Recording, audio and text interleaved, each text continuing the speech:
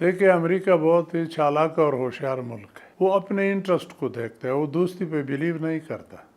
जिधर इंटरेस्ट हो उधर चला जाता है। अब पाकिस्तान और हिंदुस्तान के इस 4 दिन जंग में उसने देख लिया कि पाकिस्तान का पलड़ा भारी था। हिंदुस्तान इतना बड़ा मुल्क है, एक छोटे मुल्क से वो शिकस्त खा जाता है। अमेरिका की हिंदुस्तान से बड़ी तवक्को थी कि वो चीन के खिलाफ लड़ाएगा, इस्तेमाल करेगा ताकि चीन का इस रीजन में असर न हो। लेकिन जब ये देखा कि इसमें पाकिस्तान का पलड़ा भारी है और पाकिस्तान चीन के बहुत ही करीब है, तो पैंतरा बदला कि पाकिस्तान को हम दूर क्यों रखें, इसको गले लगा लेते हैं ताकि चीन से भी हम इसको थोड़ा सा इधर कर ले अपनी तरफ। दूसरा, इस रीजन में रेयर अर्थ मिनरल बहुत ज़्यादा है, ख़ासकर फाटा में और अफ़गानिस्तान के भी कुछ एरिया में और इधर गिलगित बल्तिस्तान में बहुत ज़्यादा मिनरल्स है। तो उसके लिए भी ये बड़ी ताकत है। अब हमें तो साफ नज़र नहीं आता, लेकिन ये ज़ाहिर बात है उनके उस एंगल, ताल्लुकात के एंगल में है।